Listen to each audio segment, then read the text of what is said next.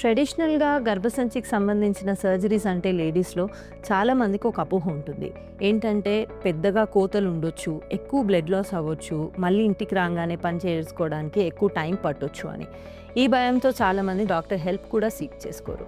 But modern గైనకాలజీలో surgeries చేసే విధానంలో చాలా ఎవల్యూషన్ వచ్చింది ఇప్పుడు. Hi, I'm doctor Anusha Rao, consultant obstetrician gynaecologist, laparoscopic and robotic surgeon, Yashoda hospital, Secunderabad.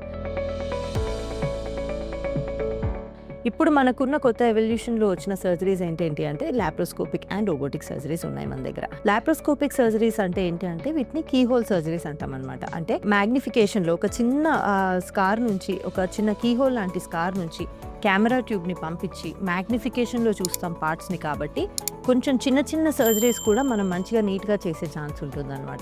So ఈ లాప్రోస్కోపీతో ఏమేమి సర్జరీస్ చేస్తాం ఇప్పుడు అంటే ప్రతి ఒక్కటి చేయొస్తుంది మనకిప్పుడు. ఓపెన్‌గా ఏదైతే చేసామో, ఎవరికైతే క్యాండిడేట్స్ సేఫ్‌గా మనం తీసుకోగలుగుతామో లాప్రోస్కోపీకి, అందులో we are able to do a good job in terms of doing hysterectomies, అంటే గర్భసంచి తీసేయడంలో కానివ్వండి, ఫైబ్రాయిడ్స్ తీసేయడంలో కానివ్వండి, ఓవేరియన్ సిస్ట్‌ని అడ్రస్ చేయడం కానివ్వండి, లేకపోతే ట్యూబెక్టమీస్ కానివ్వండి, ఇవన్నీ మనం మంచిగా చేసే ఛాన్సులు ఉన్నాయి ఇప్పుడు. అండ్ దీంతో పాటు మనకేమొస్తుందంటే లాప్రోస్కోపీలోనే తక్కువ బ్లడ్ లాస్ ఉంటుంది ఓపెన్ సర్జరీస్ కన్నా కూడా. కానీ ఇప్పుడు వాట్ హ్యాపెన్స్ ఇస్ కొత్తగా మనకు రోబోటిక్ సర్జరీ వచ్చింది.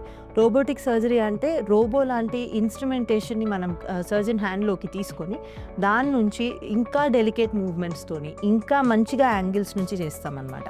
సో దీంతో even further less blood loss కూడా బాగా తక్కువగా ఉంటుంది. ప్రెసిషన్ అనేది మంచిగా ఉంటుంది.